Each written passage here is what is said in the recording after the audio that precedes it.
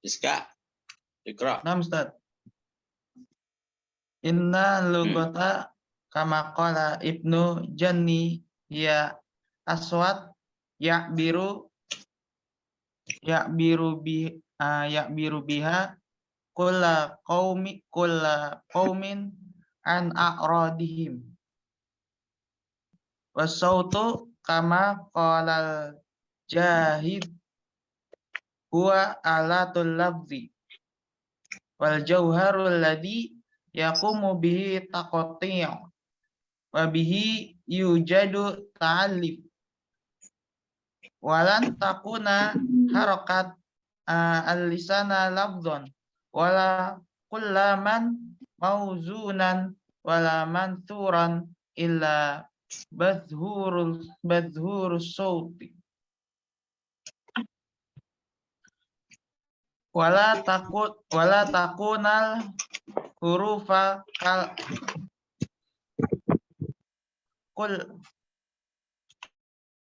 kullaman illa bitaqati'i wa ta'allif fa bihadhil aswat takmizi kulla lugat bainaha wa bainal ukhra ayu kulla lugat laha namtu au nazom sauti khasun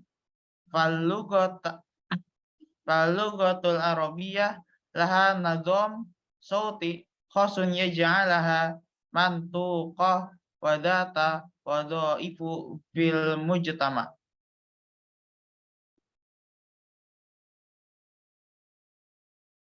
Ustaz.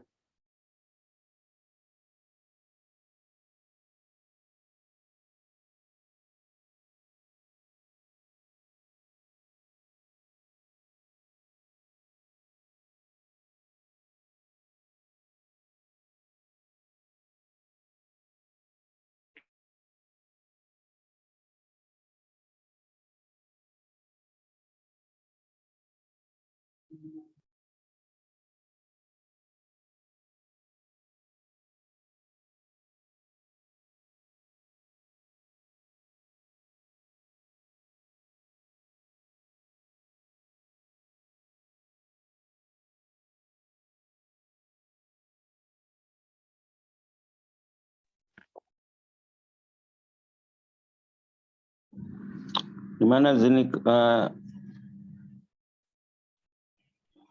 nggak muncul lagi? Saya munculkan lagi ya. Terdengar nggak suara saya? Terdengar, Ustaz. Oke.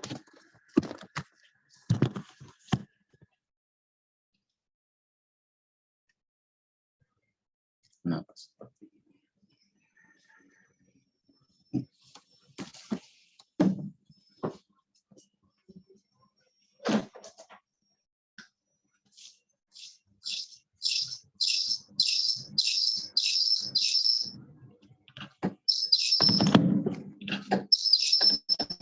Kapannya diulang lagi? Bisa diulang lagi.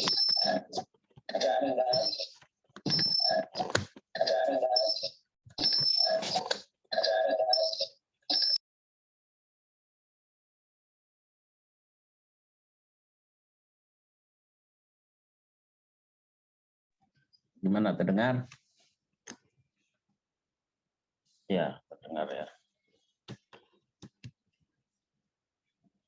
Nah, di sini kita akan membahas tentang ilmu aswad. Terlihat ya? Belum, Ustaz.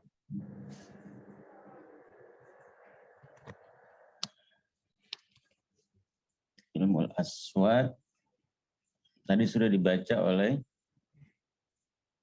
siapa tadi?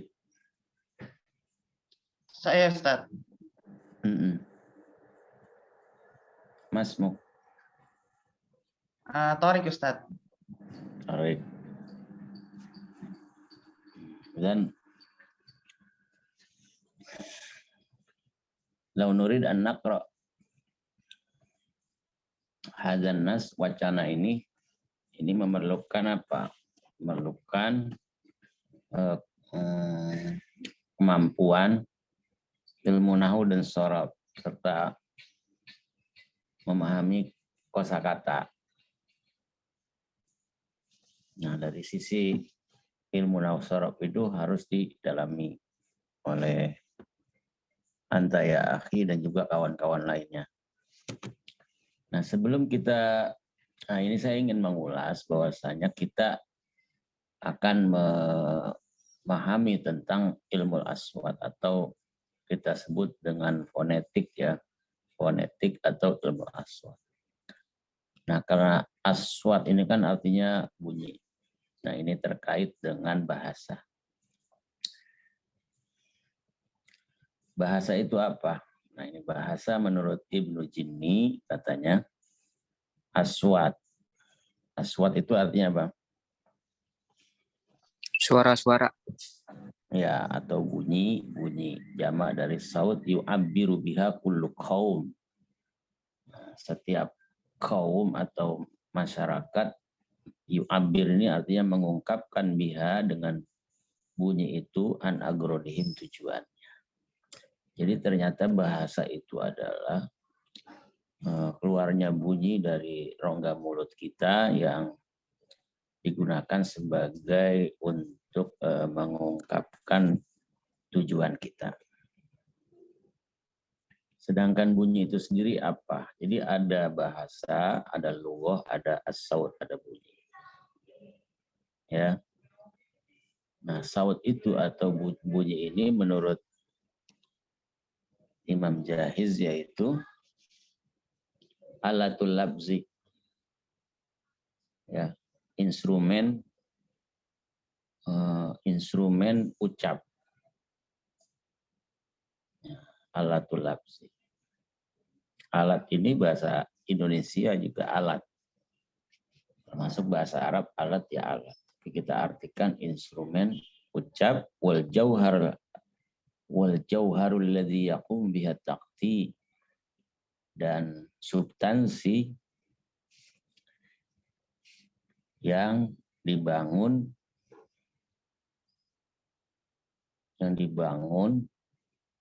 at-taqti berdasarkan potongan-potongan kata. Takti ini. Takti potongan kata. Wabihi, dan dengan potongan kata itu yujadu ta'lib. Terdapat rangkaian kata. Jadi kalau ta'lib ini rangkaian. Kalau takti itu potongan. Jadi bunyi itu menurut Jahiz adalah instrumen ucap. Dan substansi daripada alatul labzi itu, instrumen ucap itu, adanya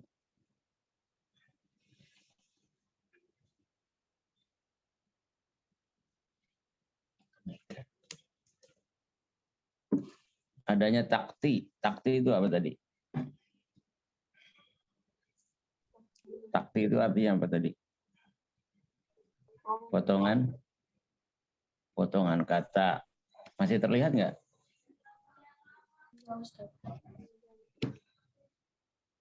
Bentar ya. Ini jaringannya aneh banget sih. Takti tadi apa artinya? Potongan kata. Kalau taklif? Taklif susunan kata.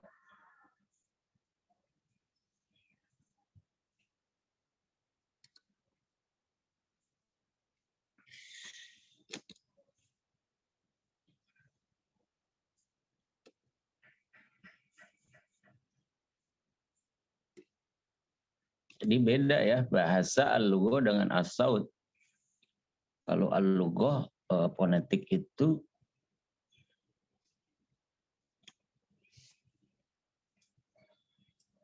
bunyi yang keluar dari seseorang untuk mengungkapkan gagasan ataupun tujuan. Sedangkan bunyi, nah ini bunyi, adalah instrumen ucap Dan substansi daripada instrumen ucap itu dibangun berdasarkan potongan kata yang kemudian membentuk susunan kata. Jadi dari potongan-potongan kata ini membentuk susunan kata.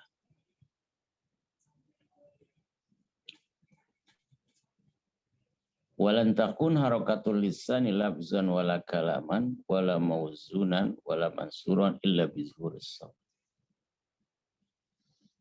Gerakan lisan itu tidak akan terjadi adanya ucapan ataupun ungkapan yang tersusun kecuali munculnya bunyi. Jadi bunyi itu ternyata adalah potongan kata yang membentuk susunan yang kemudian potongan kata dan yang membentuk susunan ini diucapkan melalui gerakan lisan. Maka muncullah yang namanya as-saut, bunyi. Dan wala takunul hurufu kalaman illa bitaqti wa ta'lif. Dan huruf itu tidak bisa menjadi ucapan kecuali harus terdiri dari potongan kata dan juga susunan kata. Jadi kalau menurut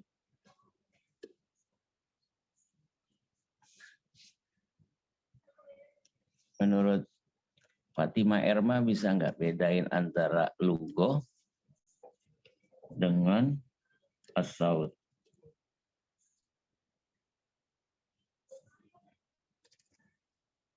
Coba Erma. Fatima Erma.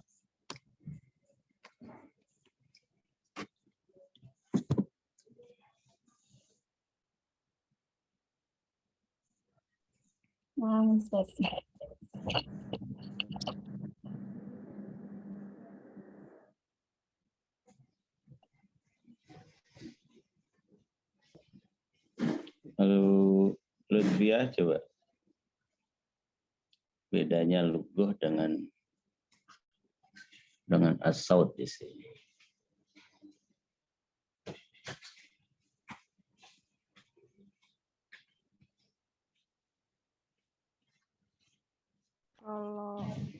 Kalau lugo berarti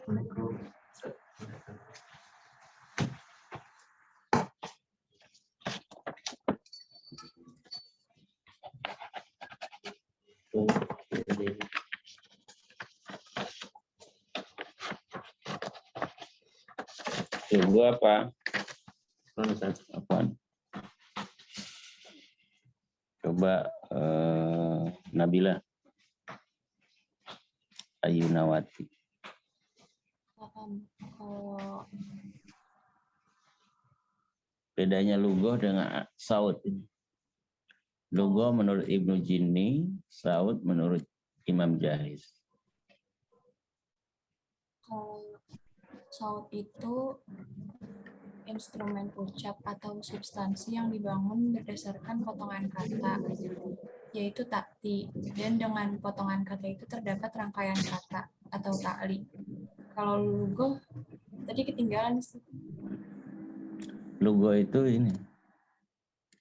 Lugoh adalah aswat, bunyi. Ya. Bunyi-bunyi yu'abir yang diungkapkan setiap orang tentang tujuannya. Jadi kalau ingin mengungkapkan gagasan atau ide apapun, kita harus menggunakan lugoh. Menggunakan bahasa. Nah, bahasa itu ya ketika kita ucapkan mengeluarkan bunyi. Bunyi itu apa? Ini instrumen ucap di mana substansi daripada bunyi itu dibangun berdasarkan potongan kata yang kemudian merangkai kata. Itu bedanya takti dan taklif. Takti potongan kata, taklif terangkai itu kata. Kemudian rangkaian kata ini diucapkan oleh gerakan lisan. Nah, ketika lisan ini bergerak, maka keluarlah yang namanya zuhurus saut, munculnya bunyi. Dan ingat bahwasanya huruf itu tidak bisa menjadi sempurna kecuali harus dirangkai dengan potongan kata dan susunan kata. Coba kalau menurut Putri Nur gimana? Bedanya lughah dan saut.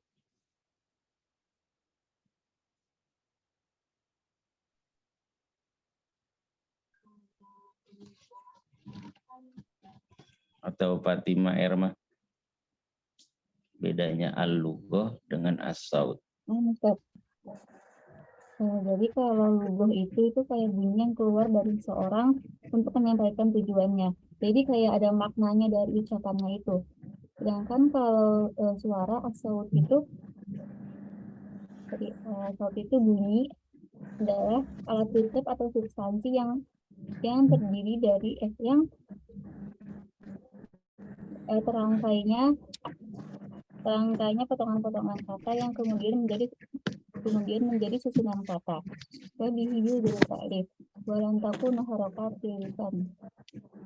Dan saut ini nggak bakal bisa keluar, nggak bakal bisa terjadi kalau nggak ada pergerakan di lisan. Kasudon wala kalaman ya gitu. Terus huruf itu tidak akan sempurna kecuali dengan potongan-potongan kata dan susunannya.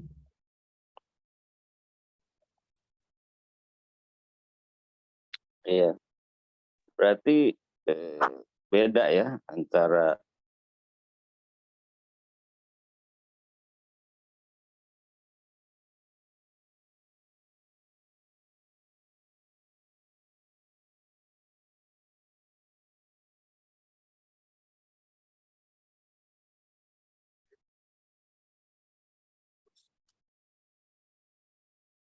Recording in progress.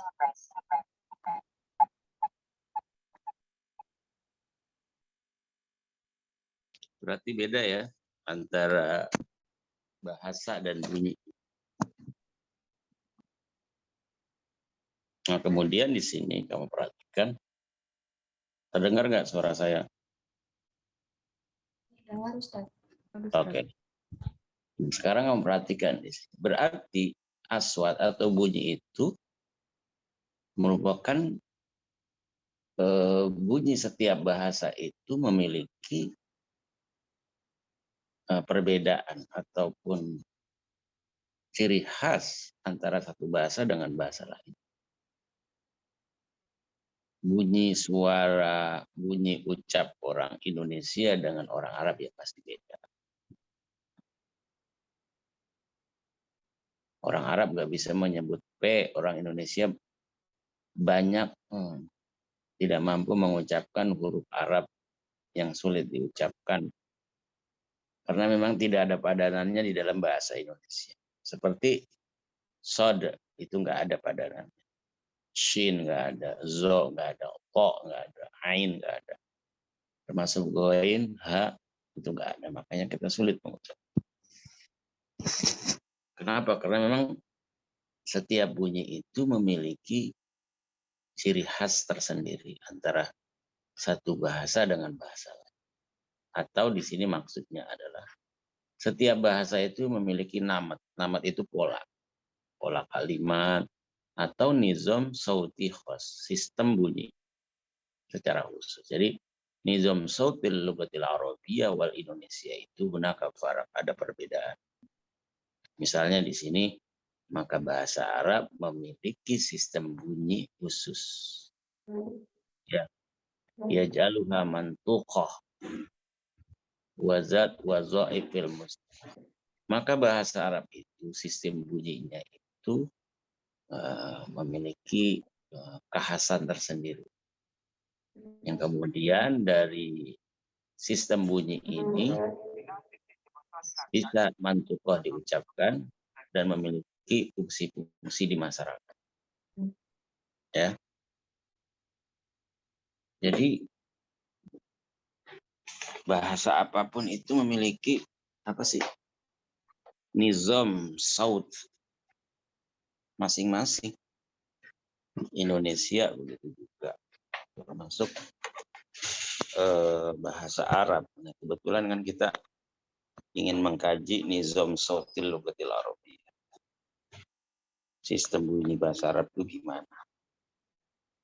Itu memiliki perbedaan tersendiri, tidak sama.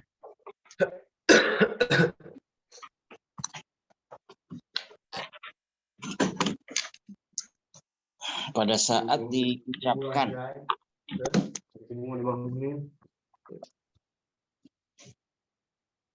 diucapkan ataupun difungsikan dalam masyarakat, makanya tiap bahasa itu memiliki nizam khas. Ini kamu perhatikan lagi, maksud daripada bunyi bahasa di sini berbeda dengan bunyi secara umum. Ya, gak?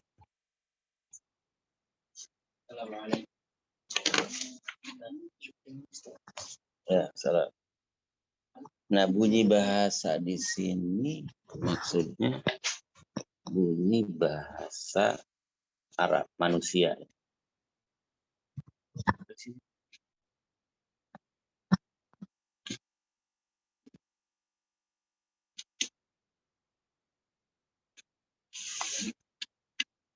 Bukan bunyi benda. Gitu. Berarti bunyi benda itu tidak dibahas. Atau bunyi suara binatang. Itu tidak dibahas juga di sini. Yang dibahas di sini adalah, ini sih diperhatikan, yang terjadi pada manusia yang digerakkan oleh a'dha'inut, alat ucapnya. Jadi dari mulutnya, mulut manusia itu atau alat ucapnya itu ada gerakan lisan, sehingga di sini tuntij memproduksi ucapan.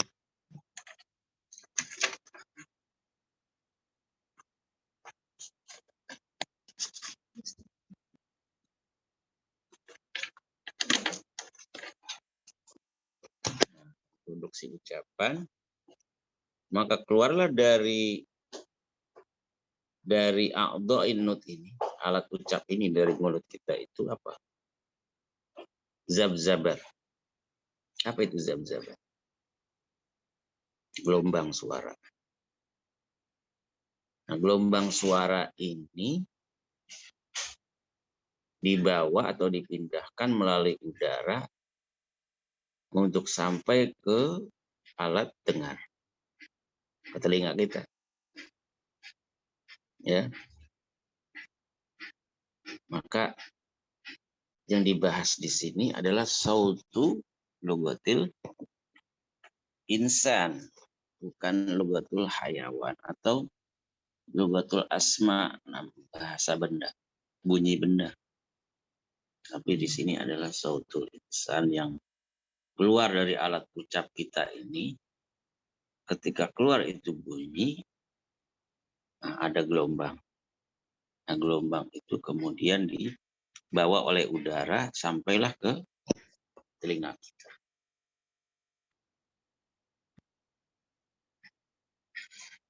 Oleh karena itu di sini dikatakan ada perhatian, ya, ada perhatian.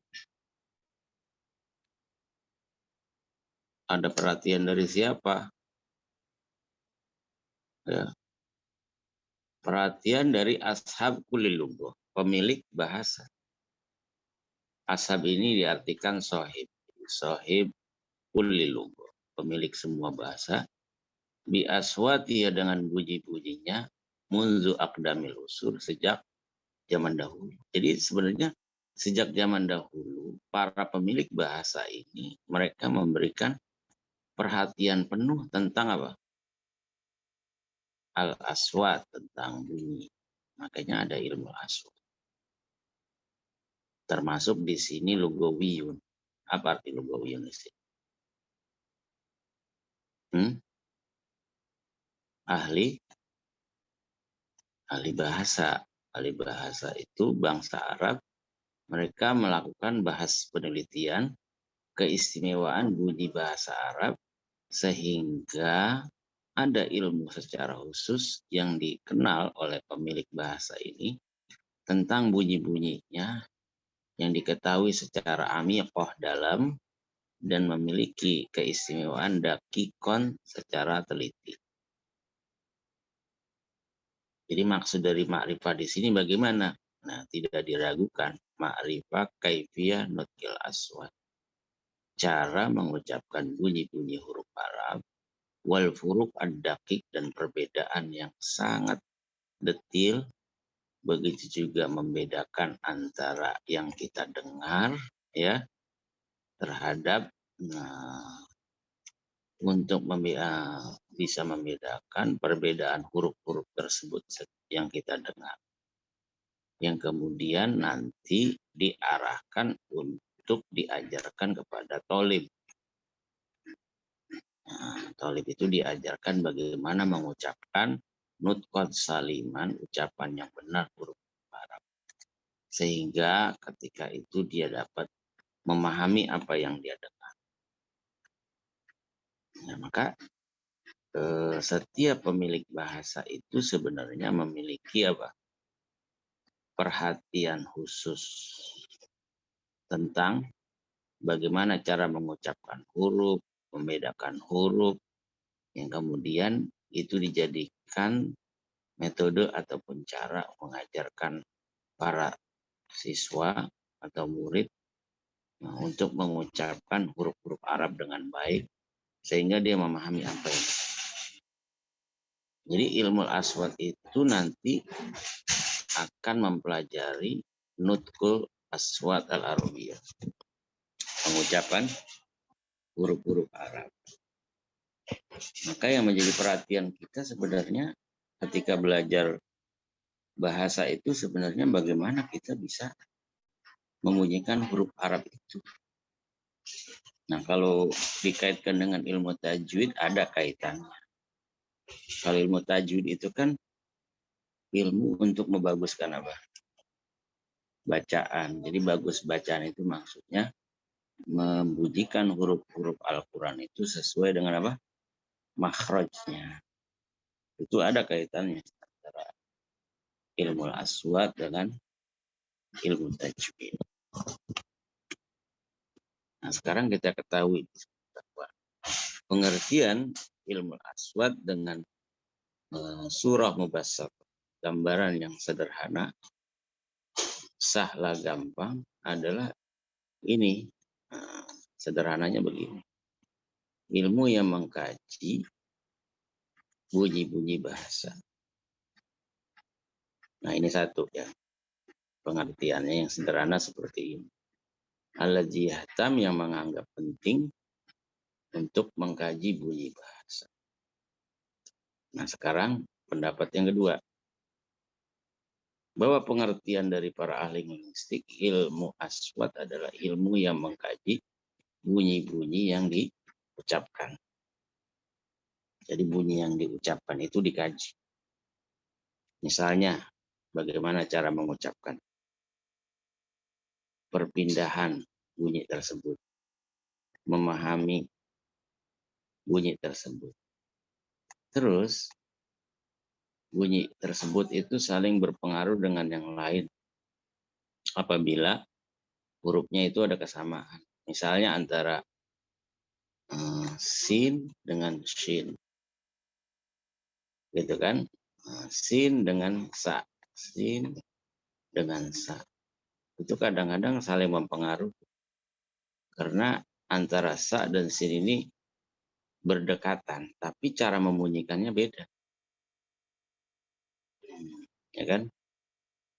Jadi ketika kita belajar ilmu aswad itu belajar bunyi bahasa. Maksudnya gimana? Pengucapannya, perpindahan dari satu bunyi ke bunyi yang lain, ataupun memahami bunyi itu sendiri ketika diucapkan orang lain, termasuk ada huruf-huruf Arab yang memang ketika berdekatan itu sepertinya ada saling pengaruh. Padahal makhraj hurufnya itu berbeda. Seperti yang sudah kita pahami bahwa ilmu aswat ini bagian daripada apa? Ilmu lisaniyah. Nah, lisaniyat itu sendiri artinya di sini dikatakan idiom yang kembali kepada bahasa Latin. Bahasa Latinnya itu lingua. Kalau bahasa Arabnya lisaniyat. Lisaniyat kan lidah. Lidah itu dilatinkan menjadi lingua. Maksud daripada lingua di sini adalah alisan, lidah atau bahasa. Nah, ilmu lisaniyat itu sendiri apa? Ilmu yang mengkaji al-lisan al-basyari, berarti bahasa apa? Manusia dipelajari di thariqah ilmiah. Dengan cara apa ilmu? Jadi ternyata bunyi yang dikeluarkan oleh manusia itu dikaji secara ilmiah. Dengan apa?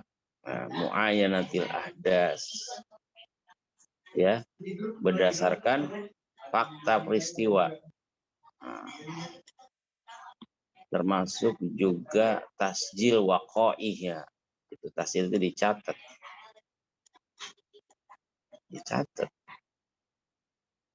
Ya. Yang kemudian di sini ditahlil. Tahlil itu artinya apa? Dianalisis. Dianalisis sebagai sumbangsi ilmu pengetahuan. Nah, kemudian pertanyaannya, kenapa bunyi bahasa manusia itu dikaji? Nah, ini yaitu kasyfu haqa'iq wa qawanin.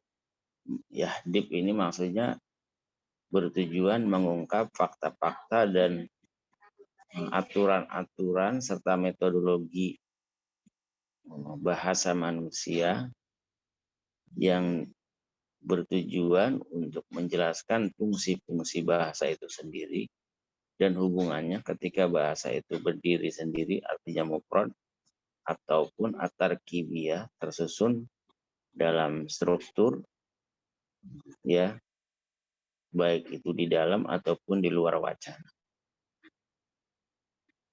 Jadi ternyata sejak dahulu kala itu bunyi yang dikeluarkan oleh manusia itu sebenarnya sudah dikaji melalui ilmu lisaniyat.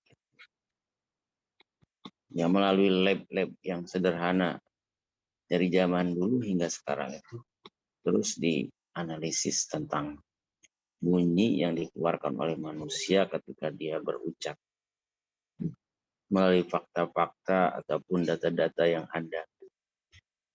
Ya, sehingga tujuannya itu untuk mengetahui bagaimana ya, bunyi ketika diucapkan pada kosakata tersendiri atau mufrad ataupun yang tersusun ataupun di dalam wacana. Makanya dibilang ilmu lisan. Nah, ilmu lisaniyat ini kalau bahasa Latinnya lingua, nah penggagasnya itu adalah J. atau Jos Munin di sini. Nah, jadi di sini kalau ilmu aswad itu lebih spesifik ya. Ya, bunyi bahasa. Kalau ilmu lisaniyat ini dia lebih umum. Kenapa? Karena dia lebih mengkaji seluruh bahasa manusia. Seluruh bahasa manusia.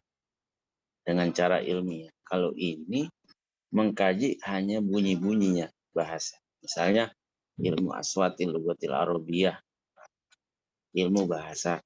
Ilmu bunyi bahasa. Nah, di dalam bahasa Inggris itu ada idiom fonetik dan juga ada fonologi. Nah, ini berbeda. Apa itu fonetik? Ada apa itu? Ya. Maka fonetik yang ini ilmu aswat.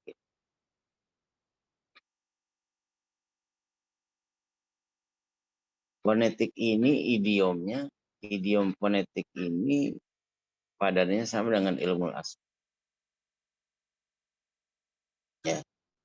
Adapun fonologi itu cocoknya dengan ini, ilmu nutkiyat. Jadi ada ilmu aswat, ada ilmu nutkiyat. Kalau ilmu nutkiyat itu fonologi, kalau ilmu aswat itu fonetik. Lalu apa perbedaan di sini antara ilmu aswat dan ilmu nutkiyat atau antara fonetik dan fonologi? Perhatikan perbedaan. Kalau ilmu aswat itu mengkaji aktivitas pembentukan bunyi, mengkaji aktivitas pembentukan bunyi saat memproduksi bunyi. Bagaimana bunyi itu terjadi ketika kita memproduksi bunyi, karena kita mengucapkan maka produknya itu adalah bunyi. Kemudian bagaimana bunyi tersebut itu ya yang kita ucapkan melalui alat alat ucap itu proses pemindahannya sehingga didengar orang lain. Jadi ketika kita ngomong, proses orang mendengar itu gimana? Tadi kan saya singgung ada zab-zabat, ada gelombang. Ya kan? Makanya itu dari segi fisik. Jadi dari segi fisik bagaimana bunyi itu sampai ke orang lain. Nah itu ilmu aswat. Sedangkan ilmu nutkiyat itu beda. Jadi semata-mata hanya mengkaji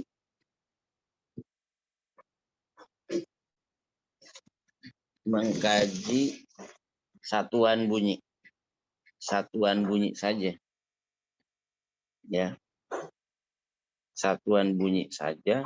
Apa itu maksud daripada satuan bunyi? Misalnya bunyi qolamun, nah itu di kajiannya dari nutkiyat.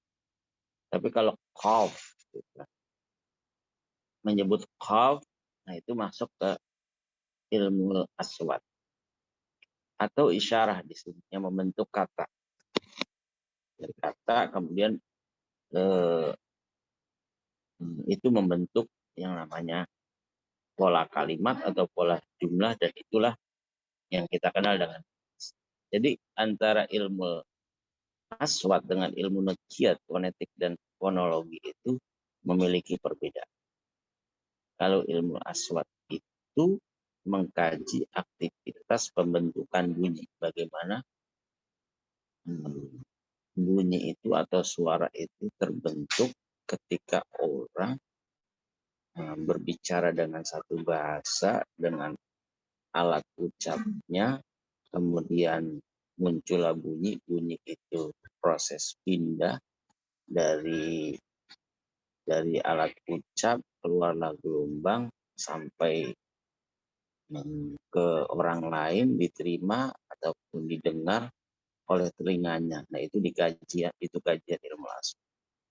Sedangkan ilmu nutkiyat itu beda, dia hanya mengkaji satuan kata, semata-mata satuan bunyi, ya, satuan bunyi atau isyarat yang membentuk kata, yang kemudian itu menjadi bahasa. Jadi sangat jauh ya perbedaannya antara fonetik dan fonologi.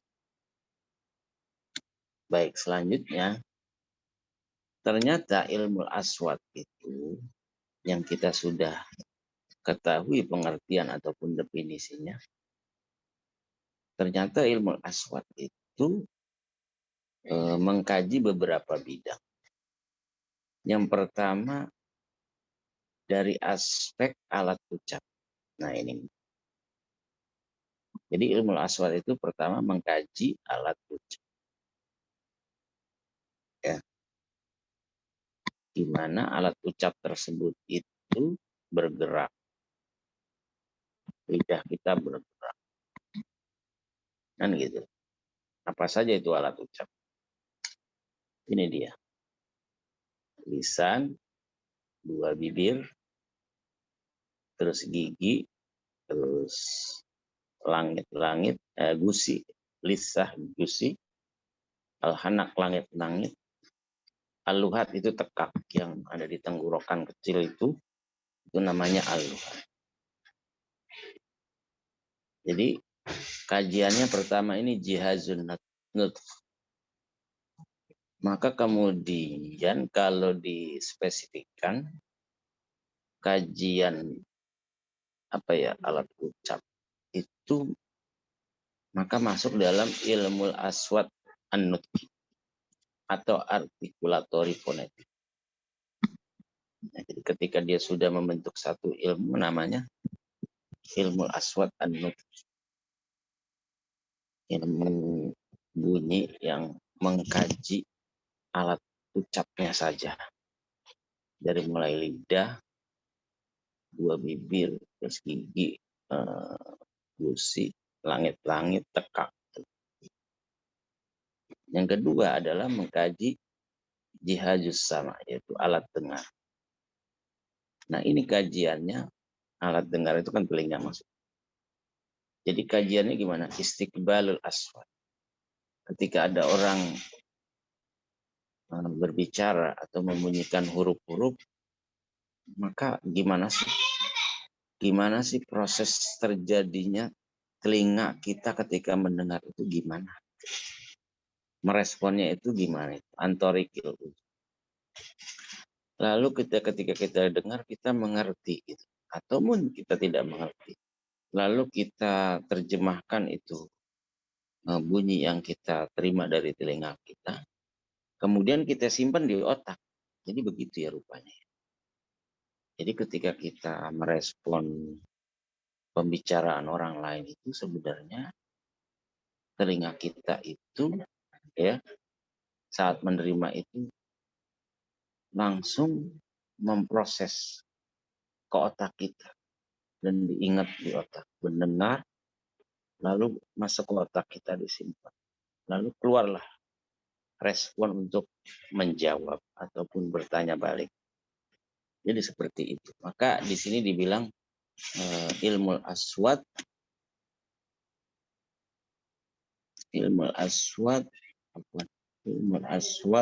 asami auditori fonetik. Nah yang ketiga ini kajiannya adalah dirasatul fizia al-aswat. Mengkaji bunyi dari segi fisika. Gimana nih? Ya. Fizia di sini apa? Fisika di sini. Ada taradud. Ada getaran bunyi. Ada atulul mauji lisaut. Ada gelombang bunyi yang cukup panjang. Jadi ternyata yang mengkaji tentang gelombang bunyi ya ketika kita ada gelombang bunyi yang menghasilkan ucapan ya. Jadi secara fisika itu dikaji bagaimana gelombang bunyi itu muncul ketika orang berbicara. Itu kajiannya kajian fisika. Dan bagaimana berpindahnya gelombang bunyi yang diucapkan dari hasil suara itu berpindah melalui udara. Itu bagaimana prosesnya? Maka di sini dibilang ilmu aswat al-fiziai atau akustik fonetik. Nah, ruang lingkup kajian dari ilmu bunyi secara fisika ini itu dua saja. Satu, mulut pembicara. Yang kedua, telinga pendengar. Nah, dia hanya mengkaji fisik. Nah, jadi dapat disimpulkan bahwa setelah kita mengetahui mafhum ilmu aswat secara sederhana ataupun secara terperinci itu, dan juga kita sudah bedakan antara ilmu aswat dan ilmu nutqi, maka ternyata ilmu aswat itu mengkaji 3 bidang. Yang pertama jihazun nutq, Yang kedua adalah jihadus sama. Yang ketiga adalah dirasa ziyad al-aswad. Kajian secara fisika. Baik.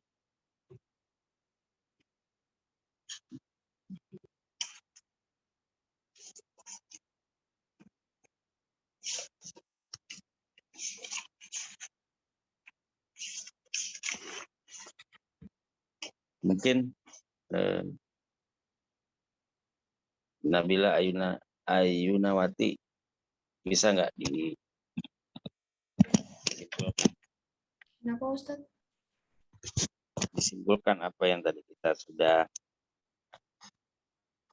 sampaikan? Dari awal.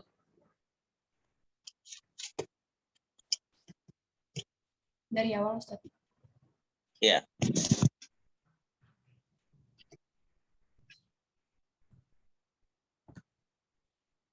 Jadi yang pertama, bahasa menurut Ibnu Jimi itu adalah ilmu aswat, yaitu bunyi-bunyi yang diungkapkan setiap orang tentang tujuannya.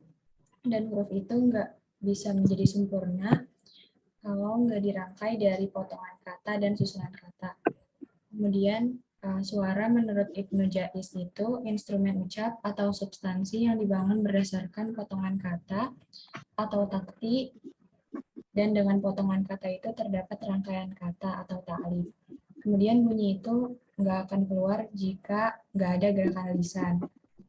Terus bunyi juga memiliki perbedaan atau ciri khas. Misalnya bunyi ucap orang Indonesia sama bunyi ucap orang Arab itu beda. Terus bahasa juga memiliki pola dan sistem bunyi secara khusus. Kemudian bahasa Arab itu juga memiliki sistem bunyi secara khusus. Maka bahasa Arab itu sistem bunyinya memiliki kekhasan tersendiri yang kemudian diucapkan. Benar nggak sih Ustaz? Kemudian sejak zaman dulu para pemilik bahasa itu memiliki perhatian khusus tentang cara membedakan huruf, pelafalan huruf sehingga mereka itu memahami apa itu bahasa. Kemudian mengapa bunyi bahasa manusia dikaji? Bunyi bahasa manusia dikaji itu tujuannya untuk mengungkap fakta-fakta, data-data, aturan-aturan yang ada dan bertujuan. Dan tujuannya itu jika bahasa itu dibunyikan, apa tadi yang tentang mufrad-mufrad itu, supaya terstruktur dengan baik, baik di dalam maupun di luar wacana. Kemudian penggagas dari bunyi tadi itu kalau nggak salah namanya Jemonin. Kemudian ilmu aswat itu mengkaji beberapa bidang. Tadi ada 3 bidang. Yang pertama aspek alat ucap, yang kedua aspek alat dengar, yang ketiga itu tentang ilmu fisika. Kalau alat ucap itu tadi ada lisan, 2 bibir, gigi, gusi, langit-langit, dan tekak-tekak. Kemudian kalau alat dengar itu telinga. Dikajinya itu ketika kita ngerespon pembicaraan orang lain, telinga kita itu langsung memproses ke otak, terus suaranya masuk ke otak, dan ada respon untuk menjawab atau bertanya balik. Kemudian nomor 3, ilmu fisika. Ilmu fisika itu mengkaji bagaimana gelombang bunyi itu muncul ketika orang bersuara, dan suara itu berpindah melalui udara. Ruang lingkupnya yaitu mulut pembicara dan telinga pendengar. Sekolah sistem. Baik.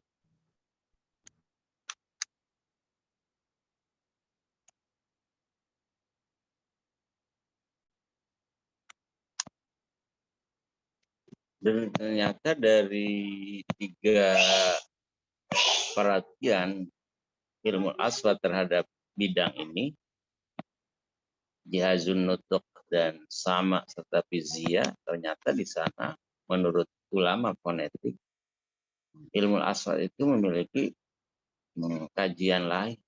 Di sini kita lihat ada 5 ya. Yang pertama, kajian hubungan antara bunyi dan arti. Ya, bunyi dan arti. Hubungan bunyi dan arti. saut dan makna.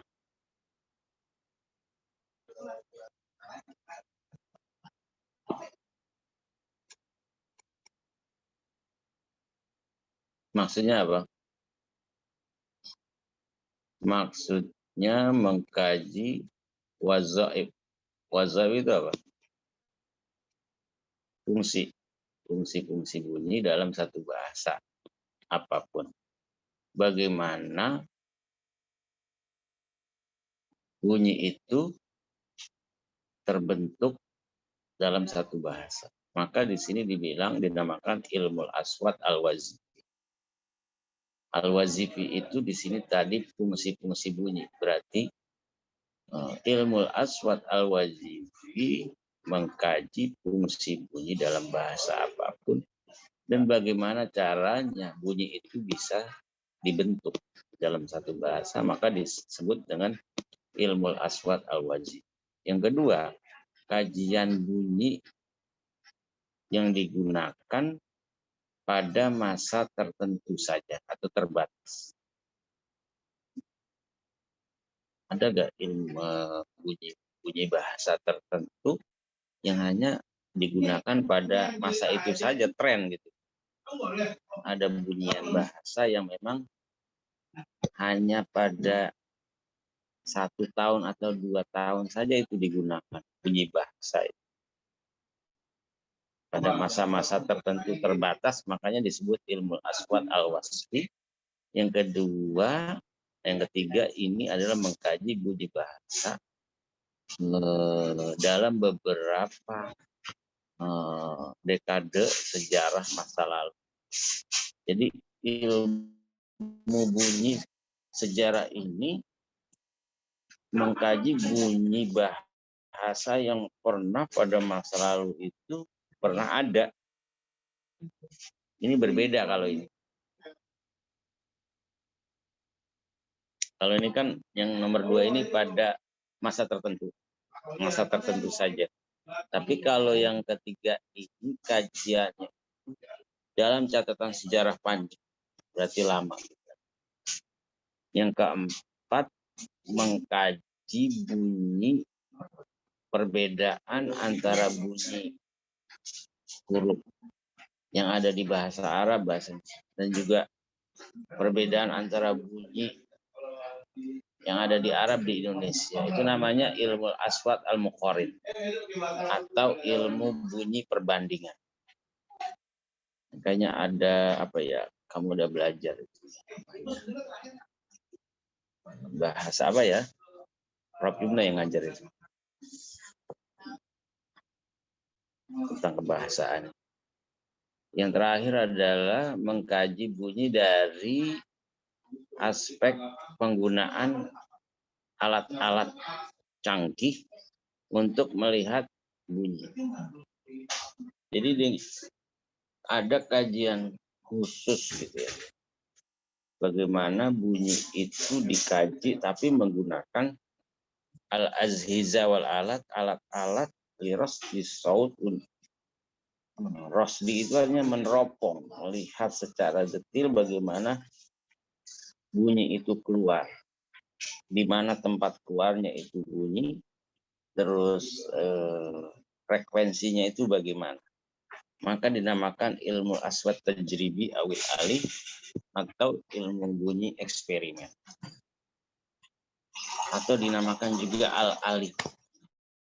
Nah, ini 5 poin penting ini juga bagian daripada berkembangnya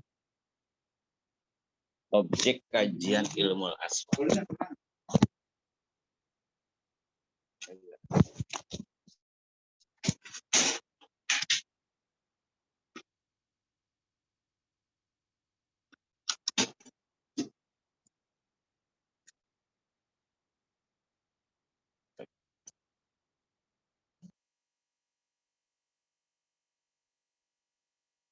Oke, selanjutnya kita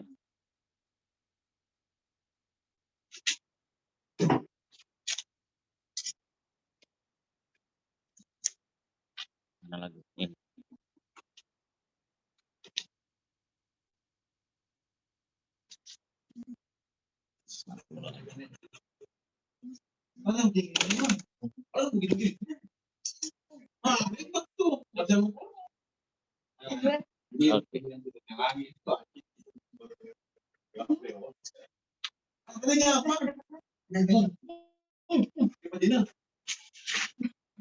Baik, sekarang kita bicara tentang tatawur. Tatawur itu artinya apa? Perkembangan, kan? Perkembangan ilmu Buddha. Ini menurut Abdurrahman bin Ibrahim Al-Fauzan di sini dijelaskan bahwa bangsa Arab itu memiliki perhatian sejak munculnya Islam. Jadi ketika Islam muncul, sebenarnya bangsa Arab itu sudah memberikan perhatian. Memberikan perhatian apa? Ini tentang mengkaji as-sautiyah, yaitu kajian di mana kajian bunyi bahasa Arab itu sebenarnya sudah ada, cuma masih tercampur dengan ilmu-ilmu yang lain, ya, seperti ilmu nahwu, shorof, ilmu qomus, ya. Tapi kajian bunyi di dalam bahasa Arab itu sebenarnya sudah didapatkan dalam literatur ilmu nahwu dan juga ilmu, ya kan? Nah, itu indikatornya apa kalau bangsa Arab sudah memberikan perhatian terhadap ilmu bunyi ini walaupun masih bercampur dengan ilmu lainnya. Yang pertama ditandai dengan indikator apa tuh? Al-aswad al-mujarrodah. Hanya bunyi semata. Bunyi semata. Al-aswad al-mujarrodah, ada kajian bunyi yang memang semata-mata hanya mengkaji bunyi. Itu yang pertama. Mengkaji bunyi saja, bukan hurufnya. Yang kedua, mengkaji bunyi-bunyi dari fenomena yang berbeda. Jadi kalau yang di atas mengkaji semata-mata hanya bunyi saja. Yang kedua, mengkaji bunyi dari fenomena yang berbeda. Bukan hanya dari aspek bunyi semata, tapi ada aspek lain. Nah, ini menurut Abdurrahman bin Ibrahim Al-Fauzan. Meskipun ilmu bunyi itu masih bercampur dengan ilmu. Nah, selanjutnya kita lihat di sini. Kalau yang pertama ini ilmu bunyi semata, ini dibuktikan dengan apa yang dilakukan oleh Khalil bin Ahmad Al-Farahidi. Di mana Khalil Ahmad bin Al-Farahidi ini dia memiliki kamus namanya Mu'jamul Ain. Namanya Mu'jam Ain, dia mengkaji bunyi bahasa Arab, ya, saja. Makanya dibilang Mu'jamul Ain, di mana Mu'jamul Ain ini diurutinnya itu dari huruf Ain, bukan dari huruf Hamzah atau alif atau ba atau ta, tapi dari Ain terlebih dahulu. Oleh karenanya kaumusnya itu dinamakan Qomusul Ain, karena menurut dia huruf Ain itu adalah huruf yang paling terang benderang dan juga paling berbeda dengan huruf halq lainnya. Ya, kenapa tidak diawali dengan hamzah? Karena hamzah itu kadang bisa berubah menjadi alif, maka alifnya atau hamzah wasol, maka dia akan hilang. Kadang-kadang alif itu bisa dibuang, bisa dikurang, bisa berubah, ya kan? Ataupun tidak diawali dengan alif, ini sama hamzah. Hamzah memang di awal kata, di tengah dan di akhir. Tapi kalau alif itu dia tidak bisa di awal. Dia hanya bisa di tengah dan juga bisa di akhir. Kadang alif itu menjadi alif tambahan ataupun alif zaidah. Nah, ini tokoh penggerak pertama di bidang hanya ngurusin bunyi ini, ya, Al-Aswad Al-Mujarrodah, adalah Khalil bin Ahmad Al-Farahidi dengan kamusnya Mu'jamul Ain. Selanjutnya,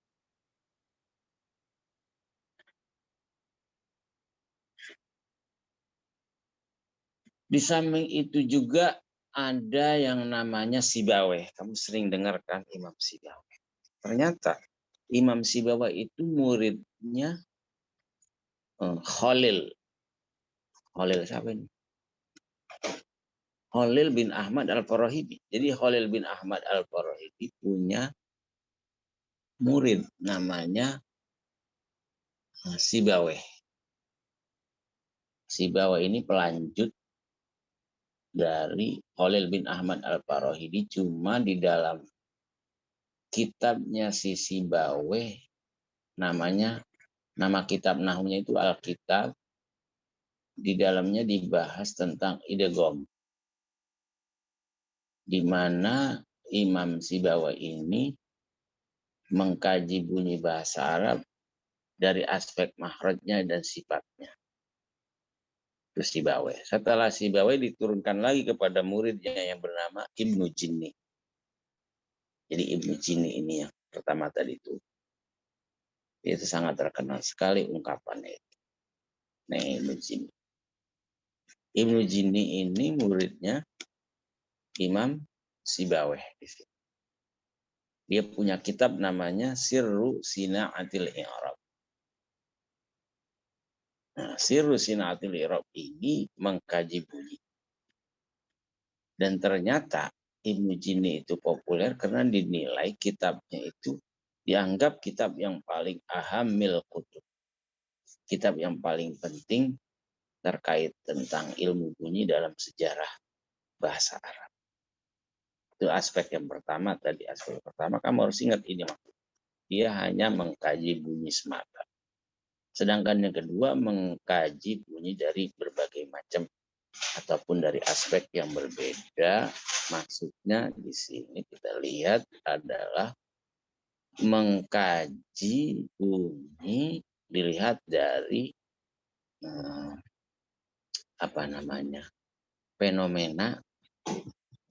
fenomena yang ada pada bunyi itu sendiri.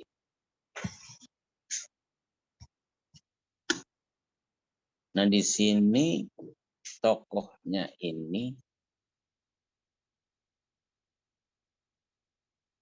siapa di sini?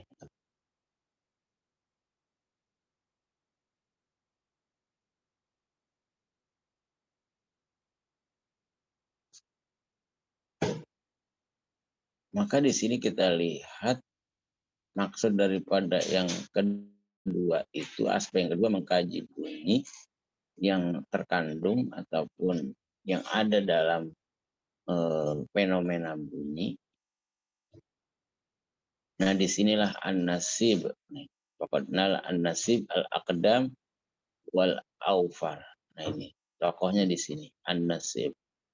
Dialah yang pertama kali ya memulai untuk mengkaji ilmu nahwu. Yang kemudian dalam kitabnya ini ya dia mencoba untuk melihat fenomena bunyi yang terdapat di dalam kitab nahwu. Di dalamnya itu ada ilmu sorof. Dan setelah terpisahnya ilmu sorof dari ilmu nahwu. Oleh karena itu di dalam ilmu nahwu dan ilmu sorof itu, ketika ilmu sorof menyatu dengan ilmu nahwu, maka ilmu sorof itu memiliki kaitan dengan ilmu bunyi. Ilmu sorof kan perubahan dari satu kata ke kata yang lain, maka itu menimbulkan fenomena bunyi yang berbeda, dan itu yang menjadi kajian aswad min hilal az-zuahir al-mukhtalif. Nah, itulah sejarah perkembangan ilmu aswad secara sederhana. Nah, itu dari dua aspek. Yang pertama aspek hanya bunyi semata, yang kedua aspek yang berbeda. Yang berbeda itu maksudnya ketika ilmu nahwu dan sorof itu masih menyatu, maka di sana ada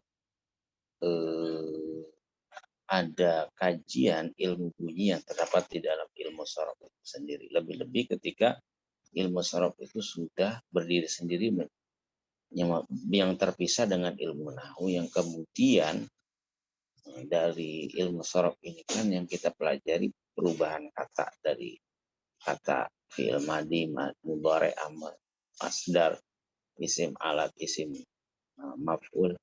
Maka itulah yang menjadi kajian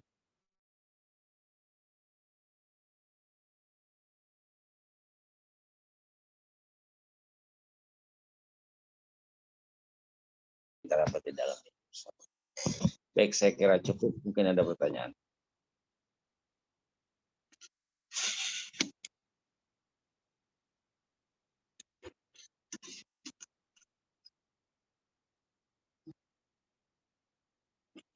Assalamualaikum Ustaz.